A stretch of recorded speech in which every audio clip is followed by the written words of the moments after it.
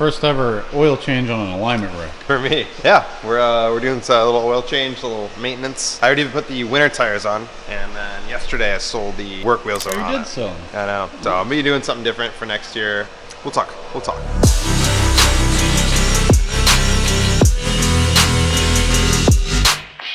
So it's been a while since we talked about this great beast here. So yeah, I'll catch you guys up what I've been doing with it since the tune. I think it's the last time we really did anything. But yeah, as far as the car's driving great. Still on the Mike body tune. Definitely feels like more lively. I haven't really thought, I sold the JB4. I think the car's been great. I haven't really had any issues. The only problem I'm still having is the P2C90 code, which is the like manifold pressure sensor. So a lot of people are getting those for aftermarket intakes. I had my intake on with no issues with that code at all for months. It was only the addition of the radium catch can that code started popping up. So Mike said that at the time with Accutech, you couldn't turn that code off. You can now. So next time he's gonna come out here to tune, he'll just flash that on and we'll be all good. I don't have that problem, but the code comes on often, which is very annoying, but that's why we test parts out, baby, right? It is what it is. Like I said, I know what it is and what's gonna fix it. It's just getting to a point where Mike's out here and can plug it in the car and reflash it. Besides that, I really want a lip kit, and we'll probably make another video about the options that are currently out there with this car, because thankfully there are more. So I know Sabre Design, a lot of people are talking about the Grow kit, which I think is in combination with Cusco, and then Epsilon front lip. I think there might be one or two more, but yeah, more parts are coming out, which is great. I don't think there's many new exhausts or intakes. It's the same ones that pretty much like the last 6 months. Yeah, we'll probably do like a little video just catching up on what new parts are available for the car, because they are continuing to flow out, which is good for aftermarket support. With the wheels, the Plus 22 is good. I think once I lowered the car, the wheels would just naturally kind of camber in, because if you look at the suspension, especially the front, like as you lower the car, the suspension compresses, it kind of tilts inwards into the body of the car. Does that make sense? So as we lowered the car, the wheels would just kind of start tilting towards the car. Obviously you fix it with camber, but the suspension components, the geometry kind of sucks in closer. So I think it would help it fit better. The stance was nice, but I think next time I'd probably do like a 28 or 30, plus 28 or 30, 18 by 9.5. Yeah, next year, I don't know what I'm gonna run yet. I have some Enki RSO 5RRs that are 18 by 10. I don't know if I wanna do 18 by 10, because I'd probably have to do a bigger tire. If I lower it, I don't know how, we'll figure that out. I'm gonna play a lot with fitment on these cars over the winter, just so I can see what's possible. I'm not trying to put the biggest tire. I know a lot of people are running 18 by 10 or even 18 by 10.5 with like 275 tire. I want something that looks good, performs well, and also doesn't have like a ton of modification for like rubbing and stuff. I've done that in the past.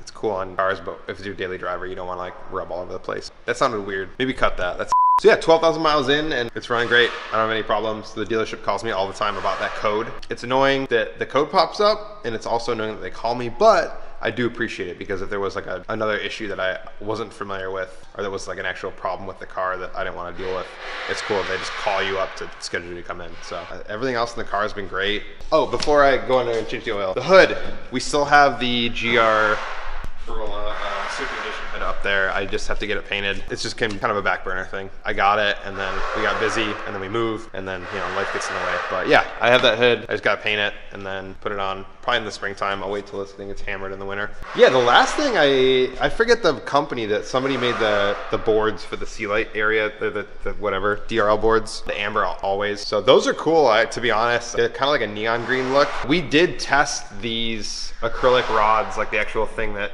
transfers light through those, with some multicolor LEDs, and they just did not perform very well. The boards that they used, it's like a multi-chip setup. They look good in photos, I'll be honest, until I want to get some. They look cool, but until they're on the car and I can actually see them from like different angles, do believe that most of the angles are just being favorable to those boards, because like I said, the actual like thing that transfers light through that is just not very well designed.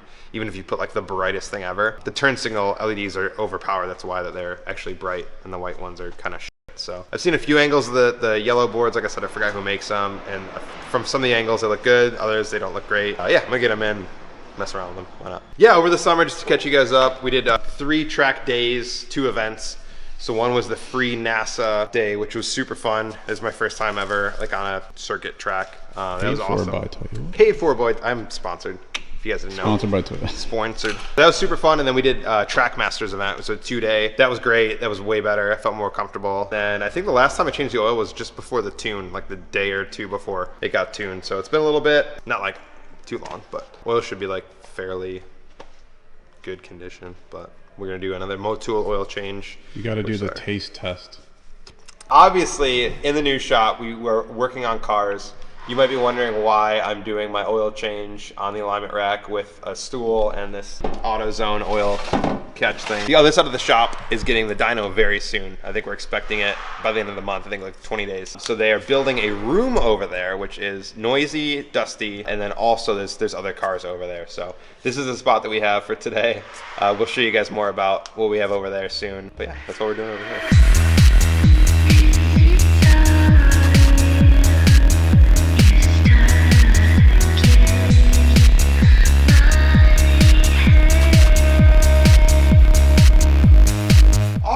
Last time we did the oil change, getting the filter off was like very difficult. I'm not the strongest person either, but Jordan is. Dude, my hands actually the strongest person. My things were beat up, dude. My things were beat up. So I put it on like questionably loose this past time. Just gave it like a little, it once again, it really is on there. Obviously heat cycles, expanding, contracting are really gonna kind of solidify things, but man, these things really stay on, which I'm not mad about. It just makes me feel emasculated. Oh, just makes me feel like less of a man, really. Oh yeah, dude.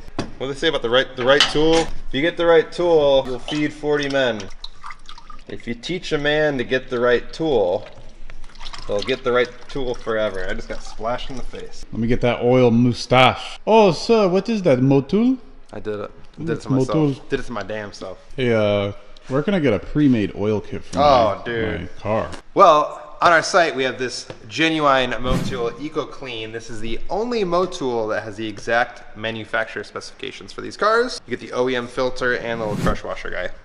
So yeah, check them on the site. Good deal. Get your oil changed like a real G. Once again and always, I like to just fill the filter up a little bit just to get all the oil up in the filter elements. That way when you first start the car, you're not just throwing oil into a dry filter. It's already ready to go. Try not to spray the camera like I did in my mustache. So I'll fill it up to like kind of the top, and then we'll come back and check it, and you'll see that all of that oil will be sucked up in the filter elements. I dare you to put the car in neutral and roll it off the alignment rack. I'll do it. All the oil drained out. I did put the new filter on already. Sorry you weren't there for that. Yeah, that's the oil change once again. As far as other maintenance for the car, I don't think anything's like coming up. I obviously put the winter wheels on, so I don't need a tire rotation. They did call me, Toyota did, and said that I need to rotate my tires and get an oil change, and they offered to do it, which is very kind of them, but I'd rather go with the Motul myself. I did want to explore brake pads with you guys a little bit. So obviously we had some track ones for the events that we did over the summertime, but you know, the brake dust is still horrendous. I put the factory ones back in, which just isn't right. So next time you see the GR, it's gonna be brake pads, I can tell you that much. Let us know what you guys are doing with your GR Corolla, or if there's new parts, like I said, let me know, I'd love to check them out. Until then, I'm gonna get back into the car, get the oil plug in, and fill her up.